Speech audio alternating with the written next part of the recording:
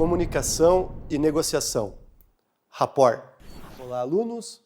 Na aula de hoje falaremos sobre o rapport, derivado do verbo francês rapporter, que significa trazer de volta. A palavra inglesa rapport refere-se a uma relação ou a uma comunicação caracterizada pela harmonia, sintonia, entendimento ou empatia. Gravem bem essa palavra, empatia. Falaremos bastante dela. O rapport, então, é um vínculo psicológico de confiança baseado na empatia que se desenvolve entre as partes, entre causador de evento crítico e negociador. Sim, negociador e causador se vinculam durante um evento crítico. Existe essa vinculação psicológica entre as duas partes. Pelo menos é o que se busca no contato do negociador com o causador de evento crítico. Pode ser construído conscientemente por meio da comunicação, aliado às técnicas de negociação que são empregadas pelo negociador. Falamos que o rapport é um vínculo psicológico de confiança baseado na empatia. Mas o que é a empatia? Essa imagem traz um exemplo claro, muito nítido, de ponto de vista de empatia. Empatia é calçar os calçados do outro e enxergar as coisas a partir do ponto de vista da outra pessoa. Nessa imagem temos um 6 ou um 9. Temos um 6 e um 9. Depende do ponto de vista. Se o indivíduo de preto trocar de posição com o indivíduo de azul, vai enxergar o 9 que o indivíduo de azul via antes. Então, empatia é se colocar no lugar do outro e tentar compreender aquilo que o outro enxerga, aquilo que o outro observa, aquilo que o outro vivencia. Isso é empatia. Diferentemente da simpatia,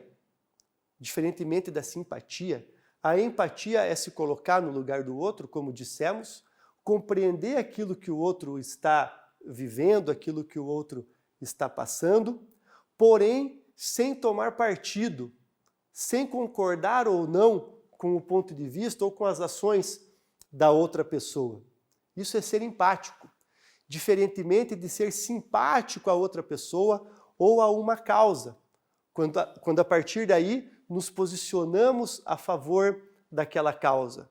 Somos simpáticos a uma determinada ideia. Caso o negociador demonstre simpatia pelas ações do causador de evento crítico, ele precisa imediatamente ser substituído, porque a partir de então ele já está tomando partido, ele concorda com as ações colocadas em prática pelo causador de evento crítico. Então, empatia é diferente de simpatia. Nesse mesmo contexto de diferenciar a empatia de simpatia, precisamos também ter em mente que empatia é diferente de piedade ou consenso.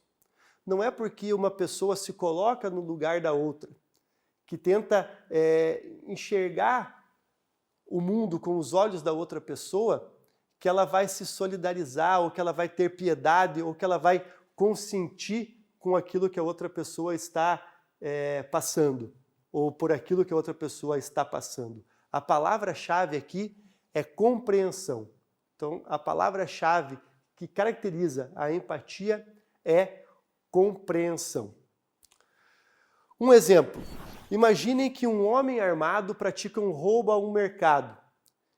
Ele se vê frustrado pela polícia no momento da sua fuga e retorna a esse local onde, para não ser preso naquele momento e não confrontar com a polícia, toma um refém. Durante a negociação, o negociador extrai do SEC a motivação daquela ação. Por que aquela pessoa estava cometendo um crime? O SEC expõe que está desempregado há 2 anos, que 5 pessoas moram na sua casa e dependem diretamente dele, que seu neto recém-nascido está passando fome, e como último recurso que ele encontrou em meio àquela lastimável vida que ele tinha, decide cometer um roubo para levar comida para sua família, para levar comida para casa.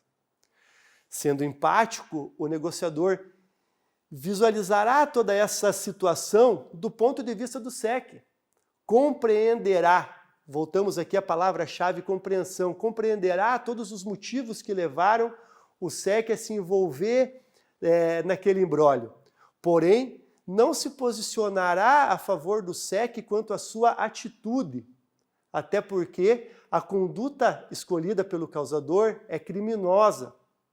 Ainda assim, o negociador relatará ao SEC o entendimento e a compreensão do que lhe foi dito, e juntos buscarão a melhor solução para aquele problema.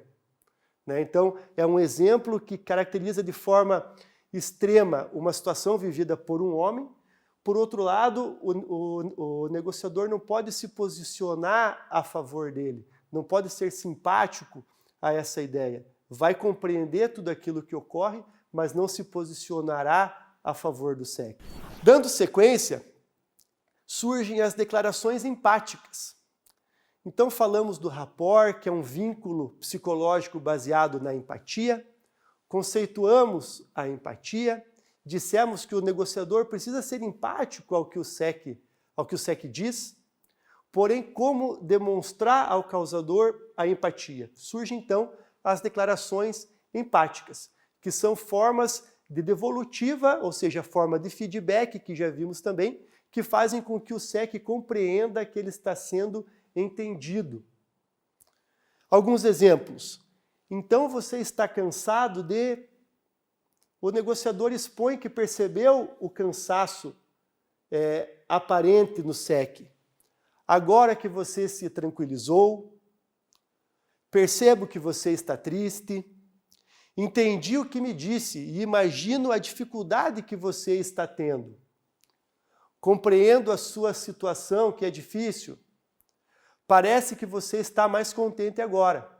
Então, as declarações empáticas são como um tempero no diálogo, que fazem com que a outra parte, do caso SEC, perceba realmente que está sendo compreendida.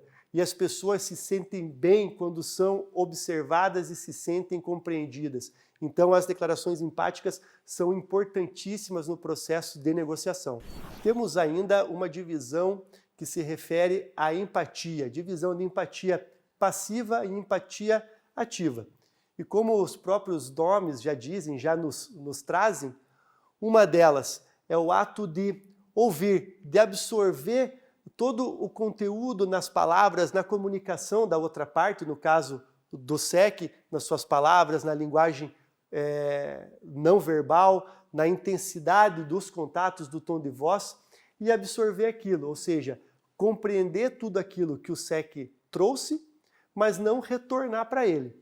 Ao passo que a empatia ativa é a capacidade de refletir tudo isso, mas retornar ao SEC, devolver essa informação ao causador através das declarações empáticas que acabamos de ver. Dando sequência, falaremos sobre a escuta ativa. A escuta ativa é a ferramenta fundamental na criação de vínculos entre negociador e causador. Se ela é fundamental na criação de vínculos, é uma ferramenta empática fundamental para a criação do rapport, que é aquilo que buscamos no contato entre negociador e SEC. A escuta ativa, ela se caracteriza pela dedicação plena à comunicação. A escuta ativa, uma das partes ouve, assimila tudo o que está sendo dito e participa desse processo de maneira muito mais ativa, dando devolutivas, feedback de maneira mais profunda à outra parte. A escuta ativa, ela se revela como uma ferramenta de afetividade e de efetividade. A escuta ativa, ela é afetiva quando, através das declarações empáticas e do feedback, o negociador consegue compreender os anseios do SEC e devolver tudo isso a ele de forma bem direta, bem proximal. Então ela se revela como uma afirmação, como uma ferramenta, afetiva. E ela é efetiva, como o nome já diz, pela efetividade que traz para o processo. Através da escutativa, os contatos tendem a se prolongar mais, portanto, temos ganho de tempo. À medida que o contato se prolonga mais informações o SEC nos traz. Coletamos informações. À medida que as informações vêm, o tempo passa, a negociação flui, a tendência é que o causador também baixe aquele nível de estresse do início da crise e volte para a sua tranquilidade, que as exigências que ele fazia no início da crise diminuam, ou seja, abrandamos as exigências. Então, tudo que estamos falando aqui está intimamente ligado aos objetivos da negociação. Em virtude disso, a escutativa é uma ferramenta efetiva. E a importância, novamente frisamos, do feedback relacionado à empatia. Não existe ferramenta melhor de exposição empática para a criação de vínculos do que a escuta ativa. Dois autores, McManus e Mullins, descrevem algumas técnicas da escutativa. Eles subdividiram a escutativa em algumas técnicas. Vamos falar rapidamente de cada uma delas. A paráfrase. A paráfrase é uma técnica de escutativa na qual o negociador devolve ao SEC a informação com as suas próprias palavras. Ou seja, é uma ferramenta empática e também muito usada no ganho de tempo. O negociador simplesmente devolve a informação trazida pelo causador utilizando as suas próprias palavras. Isso é a paráfrase. Nomear os sentimentos, nomeação dos sentimentos. Já vimos alguns exemplos nas declarações empáticas, quando o negociador percebe um sentimento do causador e repassa isso para ele. Percebi que você ficou mais contente ou que você está mais triste a partir de agora. Então ele nomeia os sentimentos que o causador possa estar sentindo. Na reflexão de significados, nós temos também o negociador parafraseando as informações trazidas pelo SEC, mas dando significados a algumas palavras que podem ter sentido duplo. Então o negociador recebe a mensagem, percebe alguma palavra que tem o sentido duplo e parafraseia significando essa palavra de outra maneira ao causador, demonstrando também empatia através da escutativa. Reflexão resumida. Então, quando o SEC traz discursos longos, enormes, é importante que o SEC fale. Quanto mais tempo ele fala, mais tempo ganhamos, mais informações trazemos também, porém precisamos dar o retorno, dar o feedback para ele de que aquela informação mais extensa foi compreendida. Então, dessa forma, o negociador faz a reflexão resumida do que o causador trouxe. Incentivos mínimos. Os incentivos mínimos eles são muito nítidos nos contatos por telefone. Quando uma pessoa está falando e a outra que escuta retorna com incentivos mínimos para que o emissor perceba que está sendo ouvido. É o aham, Isso são incentivos mínimos que encorajam a outra parte a continuar falando, né, e perceber que está sendo ouvida. São os incentivos mínimos. Questões abertas. Então, como forma de escutativa também, e pode ser aliada a uma paráfrase, questões abertas, aquelas que as respostas são maiores, são mais robustas, evitando perguntas cujas respostas sejam apenas sim ou não. Assim a gente vai ter uma ventilação maior dos anseios do SEC, consequentemente informações, tempo, tudo aquilo que a gente vem falando como vantagens no processo de negociação. Minha mensagem. Por vezes, o negociador pode se sentir ofendido, pode se sentir prejudicado durante o diálogo com o SEC e é importante que ele esclareça isso de maneira tranquila ao SEC, dizendo que se ofendeu, que não gostaria de ser tratado daquela forma, que está tratando o SEC com respeito e que espera ser tratado com respeito também, ou seja, a minha mensagem, aquilo que eu percebi e que eu espero da outra parte. Silêncio e pausas efetivas. É uma ferramenta também de escutativa quando o negociador precisa ou espera que o SEC prolongue a informação com mais algum item. Ou seja, o causador fala determinada coisa, interrompe uma frase, o negociador permanece em silêncio, permanece numa pausa, fazendo com que o SEC entenda que precisa complementar aquele diálogo com mais alguma coisa. Silêncio e pausas efetivas ali também como ferramenta, como técnica de escuta ativa. Concluindo então essa aula de hoje, falamos do rapport.